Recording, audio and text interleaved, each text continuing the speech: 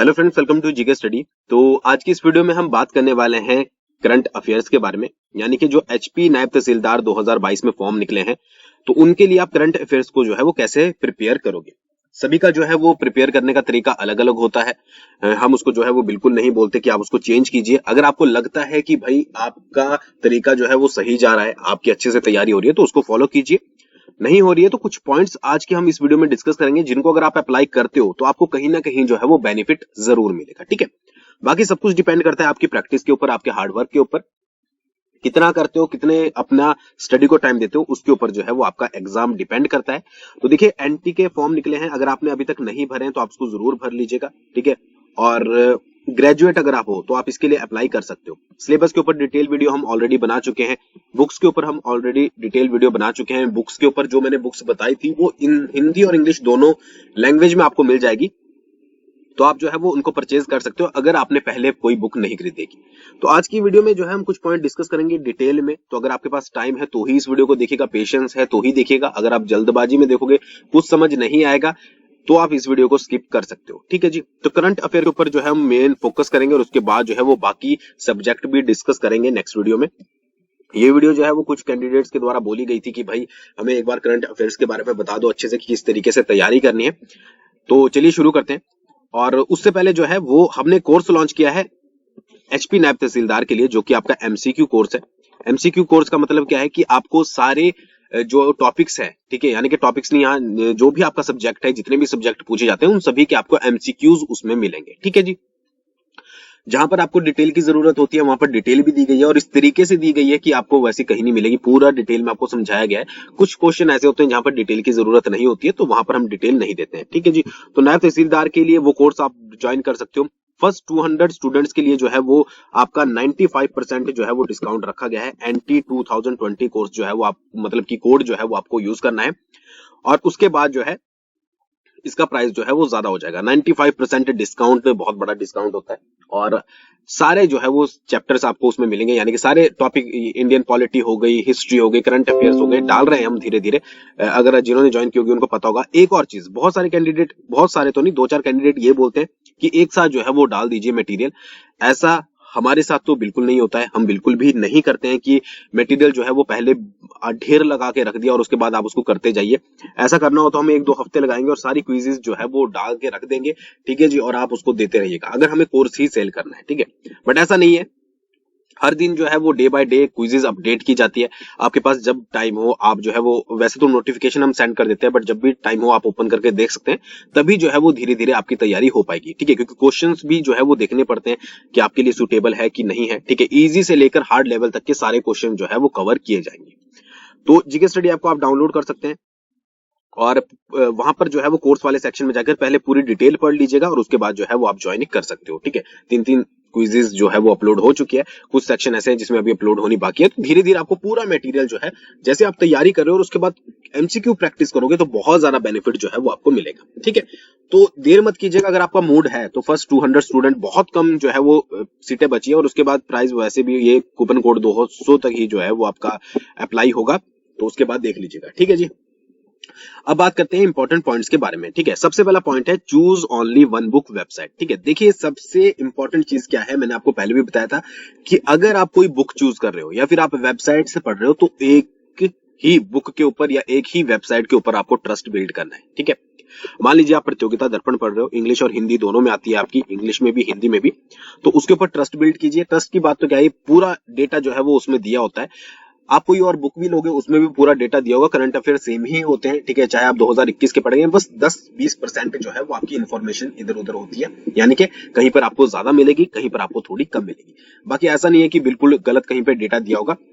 अगर आप ज्ञानम की पढ़ रहे हो, आप प्रतियोगिता दर्पण पढ़ रहे हो, प्रतियोगिता दर्पण मैंने आपको इसलिए सजेस्ट की थी कि भाई वो आपको मोबाइल में भी मिल जाती है, इंग्लिश वर्जन भी और हिंदी वर्जन भी। ठीक है, तो अगर आप कोई भी बुक चूज कर रहे हो तो आपको सिर्फ एक ही बुक चूज करनी है। हाँ, अगर वो आपने कंप्लीट कर दी, आपको पता है कि मेरे को इस बुक में से सब कुछ आता है, तो आप जो है वो दूसरी बुक के ऊपर स्विच कर सकते हो। बट ऐसा नहीं है कि 3-4 बुक्स आपने लेकर रखी हुई है, पढ़ी, आपसे एक भी नहीं जा रही है।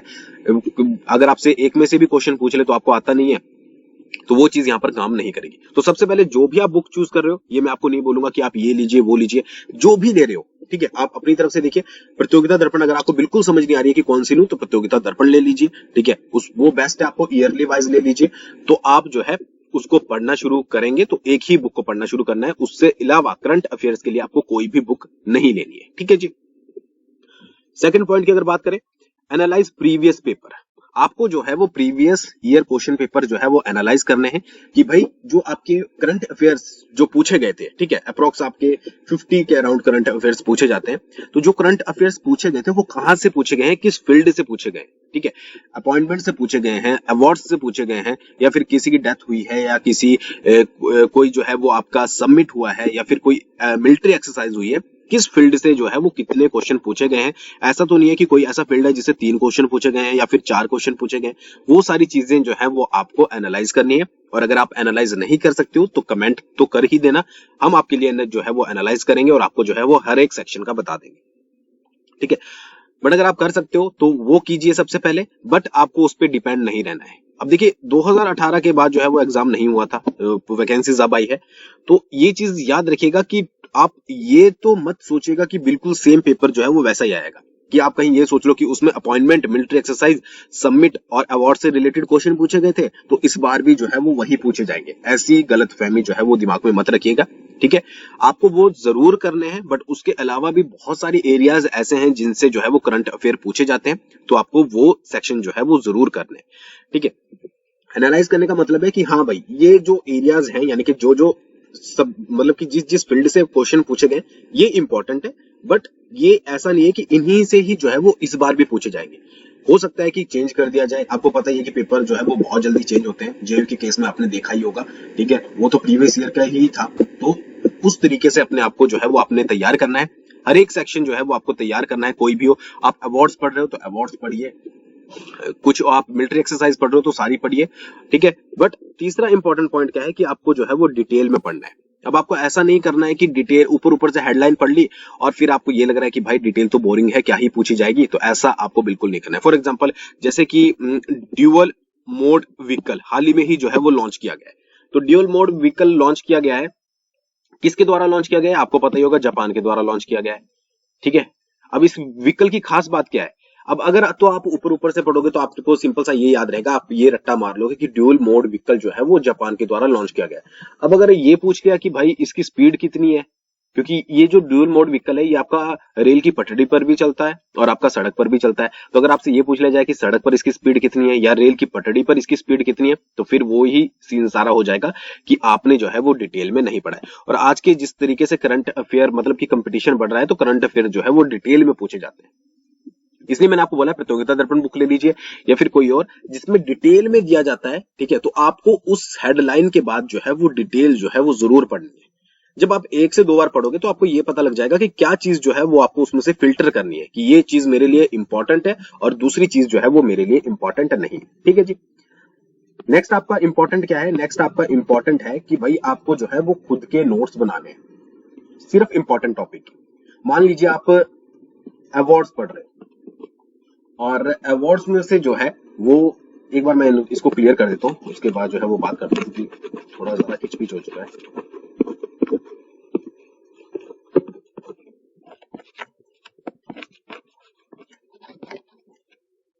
ठीक है, तो मान लीजिए कि आप अवार्ड्स पढ़ रहे हो और अवार्ड्स में से आपको कुछ लगा भी, हाँ, जैसे कि फॉर एग्जांपल आपका नोबेल प्राइज आपका जरूर पूछे जाएंगे कि एक ना एक क्वेश्चन इनसे जो है वो आ सकता है अगर अवार्ड की बात हो रही है, तो आप उनको जो है वो नोट डाउन कर लीजिए। या फिर जो इंपॉर्टेंट आपने बहुत लंबा जो है वो डिटेल में पढ़ी है, तो उसमें से डिटेल में से जो इंपॉर्टेंट पॉइंट्स निकलते हैं या तो आप उसको बुक में ही हाईलाइट कर लीजिए या फिर जो है वो आप अपने नोट्स बना लीजिए। ये क्या होगा कि जब आप रिवीजन करोगे एग्जाम के टाइम में तो बहुत ज्यादा आपकी जो है वो हेल्प करेंगे, ठीक है। तो ये 4 चीजें जो है वो सबसे पहले आपको याद रखनी है अगर आप करंट अफेयर रीड कर रहे हो, क्योंकि करंट अफेयर इंपॉर्टेंट सेक्शन है, बहुत ज्यादा क्वेश्चन उससे पूछे जाएंगे। तो अगर आप ये सोच रहे हो कि रट्टा मार के या ऊपर से करके, ठीक है, वो चीजें जो है वो यहाँ पर नहीं चलने वाली। फिर आता है आपका revise previous before starting new.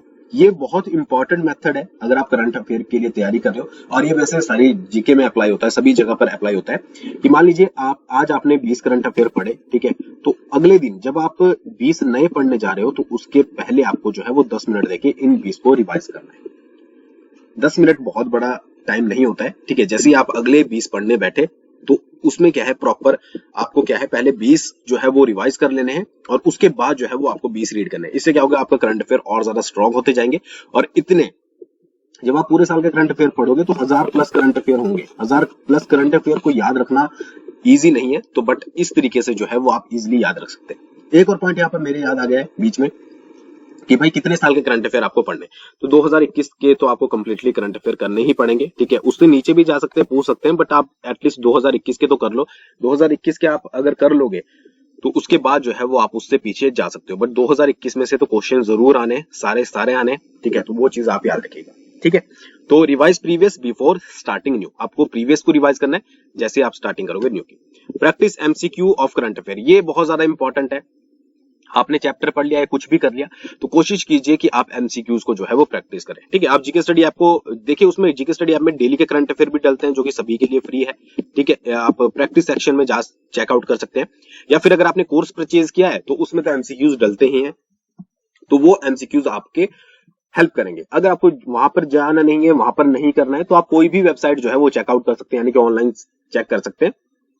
तो वहां पर आप करंट अफेयर जो है वो चेकआउट कर सकते हैं, प्रैक्टिस कर सकते हैं। वो जरूरी है, वहां से आपको ये पता लगता है कि किस तरीके से क्वेश्चन बनते हैं, ठीक है, किस तरीके से ऑप्शन दिए जाते हैं। वो सारी चीजें आपको जितनी प्रैक्टिस करोगे उतनी ज्यादा जो है वो आएगी, ठीक है। तो कोर्स हमने चलाया है, मैं दोबारा बोलूंगा, NT 2022 आप कूपन कोड यूज कर सकते हैं, जिससे आपको जो है वो बहुत ज्यादा बेनिफिट मिलेगा।